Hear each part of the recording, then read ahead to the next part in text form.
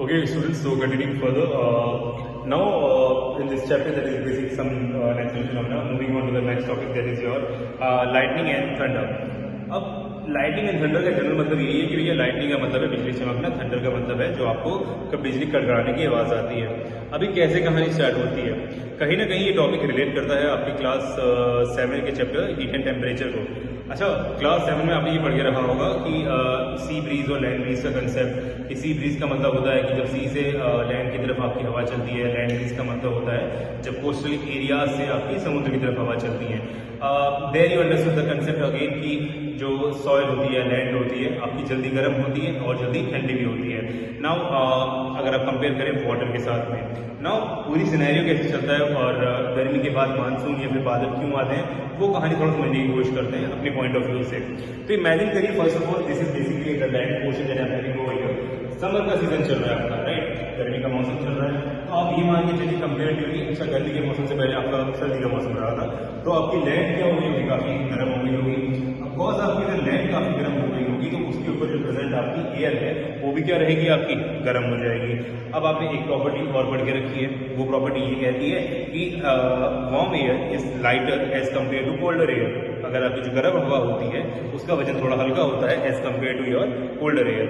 अब जो भी लाइट रहेगी तो कहाँ पहुंचेगी, थोड़ा ऊपर एलिवेट करेगी नहीं करेगी आपकी। तो यहाँ पे क्या होगा, लैंड गर्म होने के कारण अब गर्मी का मौसम चल रहा है तो आपकी एयर में क्या हो रही है, गर्म। अब एयर क्या करेगी, because it is getting warm near the surface of earth, it will start moving upwards, ये ऊपर जाएगी। ऊपर जाने का मतलब क्या है, एल्टीट्यूड क्या हो गया, काफी हाई एल्टीट्यूड हो गया। और भैया गर्मी के मौसम पे आप पहाड़ों में या फिर हिल स्टेशन पे जाने का कारण क्या है आपका, भैया वहाँ पे ठंडी थोड़ी रहती है, राइट। हाई एल्टीट्यूड पे जाएंगे तो टेम्परेचर क्या मिलता है आपको, बेटा कम मिलता है। अब अगर आप हाई एल्टीट्यूड पे आपकी एयर पहुंच चुकी है, टेम्परेचर काफी कम हो चुका है, तो यहाँ पे एक बात और समझिएगा, जो एयर थी बेसिकली वो वेपर के फॉर्म में थी, अब इतने ऊपर पहुंच जाती है एयर काफी हाई पे, तो वहां पे क्या होगा, टेम्परेचर काफी कम, तो वहां पे होगा आपका condensation. Condensation is nothing but the conversion of anything from air to your basically liquid और सॉलिड यू कैन से। अब कंडेंसेशन हो गया है और कई बार टेम्परेचर ऐसा होता है कि जब ऊपर पहुंच जाता है पानी आपका कि फ्रीजिंग पॉइंट से भी टेम्परेचर नीचे पहुंच जाता है, यानी कि 0 डिग्री सेल्सियस से भी टेम्परेचर क्या हो गया, काफी कम। अब 0 डिग्री से भी नीचे हो चुका है, पानी तो बन चुका है कंडेंसेशन के कारण। Now from water you will get your eyes cubes, आपके बन जाएंगे, आपके कहेंगे ना ओले बन जाते हैं आपके, अब वो बन चुके हैं। अब इमेजिन करिए this is the formation of your clouds, आपके क्लाउड का फॉर्मेशन हो गया है। अब आप खुद इस बात को समझ सकते हैं कि clouds are not fixed, they are continuously moving. अब उनके अंदर जो प्रेजेंट आपकी आइस के क्यूब्स जो बने हुए हैं वो भी कंटिन्यूसली क्या कर रहे होंगे, एक दूसरे को रब कर रहे होंगे। और जब रब कर रहे होंगे तो कॉज ऑफ फ्रिक्शन, आप जानते हैं क्या होने वाला है, आपका चार्ज का ट्रांसफर होने वाला है। और जब चार्ज का ट्रांसफर होगा तो कुछ पे आपका चार्ज पॉजिटिव आएगा, कुछ पे चार्ज क्या आने वाला है आपका बेटा, नेगेटिव आएगा।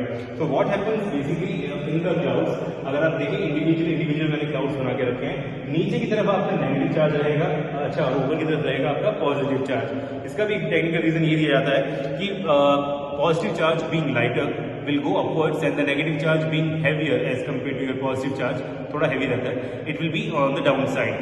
अब होता क्या है, डिस्चार्ज। डिस्चार्ज का मतलब क्या है, ये डिस्चार्ज हो गई है जिसके थ्रू हमने अर्थिंग के थ्रू अपने इलेक्ट्रोस्कोप को क्या किया था बेटा, डिस्चार्ज किया था। डिस्चार्ज का मतलब अनचार्ज किया था, कि basically the movement of sudden movement of charges, right. अब ये हो क्या रहा है, इमेजिन करिए एक एफिनिटी होती है कि आपका हमेशा अनलाइक जो आपके अपोजिट चार्जेस होते हैं दे अट्रैक्ट ईच अदर। अब चार्ज इतना ज्यादा होता है, इतना ज्यादा होता है कि क्या होता है कि भैया it will start moving, right. Negative से कहाँ जाएगा, पॉजिटिव में, नेगेटिव से कहाँ जाएगा, पॉजिटिव में, नेगेटिव से कहाँ जाएगा, पॉजिटिव में। जब इतनी ज्यादा मात्रा में चार्ज आपका ट्रांसफर कर रहा होता है तो इसी को हम लोग क्या बोलते हैं, कई बार आसमान में देखा ना आपकी बिजली कड़कती रहती है आसमान में, दैट इज योर लाइटनिंग। अच्छा, कोई केसेस में क्या होता है कि आपने सुना होगा कि फलाना जगह बिजली गिर गई, कहीं किसी आदमी की डेथ हो गई, कुछ पेड़ जल गए, कुछ घर पे बिजली गिर जाती है, तो होता क्या है। अब देखिए, अगर आप इस केस को समझने की कोशिश करें तो बीच में क्लाउड्स और लैंड के बीच में क्या आ रही है, आपकी एयर आ रही है। और ध्यान रखें, एयर आपका इंसुलेटर है।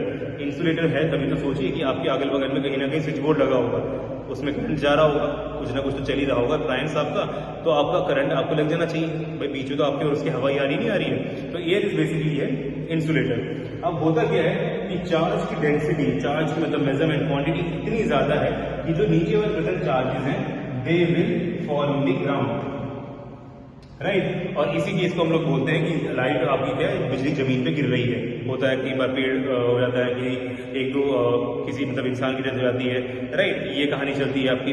अब आगे कहानी देखते हैं क्या होता है। इससे बचने के लिए एक ऑप्शन है। ऑप्शन ये है कि जब लाइटिंग, कीपिंग इन माइंड कि जब लाइटिंग आपकी क्लाउड से नीचे आ रही है, it will always follow the shortest path, सबसे छोटा रास्ता लेगी, पकड़ना चाहेगी। अब यहाँ पे एक और कहानी हो रही है, जब चार्ज नीचे की तरफ नेगेटिव इतना होता है तो धरती जो है वो भी क्या कर जाएगी, आयनाइज, यानी कि है तो अभी न्यूट्रली, बट जो नेगेटिव चार्ज होगा वो कहाँ पहुंच जाएगा, नीचे। और पॉजिटिव चार्ज क्या होगा, इस नेगेटिव चार्ज की तरफ अटैक करेगा, and that results basically in the lightning, right. तो बड़े बड़े शहरों में जो बहुत बड़ी बड़ी बिल्डिंग्स होती हैं या सोलर पैनल वगैरह आपने बनाए होंगे, and for the protection of those buildings and all what we have is a lightning conductor. अब लाइटनिंग कंडक्टर क्या होता है, बेसिकली अगर आप एक बिल्डिंग देख पा रहे हैं और यहाँ पे क्या बना हुआ है, आपके त्रिशूल जैसा एक स्ट्रक्चर बनता है और उससे हम मेटल का होता है पूरा, बिल्डिंग के साइड बाय साइड लेके उसे कहाँ ले जाते हैं, काफी गहराई में अर्थ में ले जाते हैं। तो हुआ क्या, इस केस में अगर लाइटनिंग गिरेगी तो it will fall on this, right. Of course ये आपका मेटल का बना हुआ है, एंटायर चार्ज, लाइटिंग जो है बेसिकली चार्ज का मूवमेंट ही है, तो charge will flow down, right, और कहाँ पहुंच जाएगा, आपके अर्थ पे पहुंच जाएगा without causing any damage to life और प्रॉपर्टी। अब इसके बाद बेसिक कहानी ये आती है कि कहानी क्या बनती है कि आपको प्रोटेक्शन के लिए क्या करना चाहिए ड्यूरिंग अ लाइटिंग। तो फर्स्ट एंड फॉरमोस्ट थिंग, अगर बारिश हो रही है चुपचाप अपने घर में रहिए। अगर लाइटिंग वगैरह हो रही है, अनटिल और अनलेस जब ये ना हो, थोड़ी बहुत बारिश हो रही है तो आप जा सकते हैं। अब ऐसा नहीं कि चाय पकौड़े खाने के लिए बाहर जा रहे हैं घूमते फिर रहे हैं, तो बाहर मत घूमिएगा। अब इनकेस आप किसी ग्राउंड वगैरह में है तो कोशिश करिए कहीं शेल्टर मिल जाए आपको, कभी भी किसी पेड़ के नीचे, राइट, या फिर आप किसी खंबे के नीचे खड़े मत होइए, क्योंकि कंपेरेटिवली उसकी हाइट ज़्यादा है तो बिजली गिरने के चांसेस कम है, ज़्यादा है उसके ऊपर, तो उसके बगल में अगर आप रहेंगे तो आपको भी नुकसान हो सकता है। इन केस आप मान के चलिए अगर फॉरेस्ट में है, बहुत ऊंचे ऊंचे पेड़ हैं, तो भैया किसी बड़े पेड़ के नीचे नहीं, किसी छोटे पेड़ के नीचे बैठिए, right. Ultimately it's about the reducing और you can say increasing the distance between you and the cloud. तो आप छोटे पेड़ के नीचे बैठिएगा। अच्छा, एक तरीका और होता है, जैसे कि सिंगापुर में अगर आप जाएं या फिर ऑस्ट्रेलिया में जाएं तो वहाँ पे बिजलियाँ बहुत गिरती हैं, बहुत ज़्यादा है। सिंगापुर का नाम बदनाम है, it is being recorded as a place which receive the highest lighting on the buildings and all. तो होता ये है कि जो आयनाइजेशन होता है, ये नेगेटिव चार्ज जो होता है वो कहाँ पहुँचता है, उस नेगेटिव के कारण जो आपकी बॉडी पे चार्ज होगा वो भी क्या करेगा, ऊपर की तरफ पॉजिटिव आएगा, नीचे की तरफ नेगेटिव आएगा।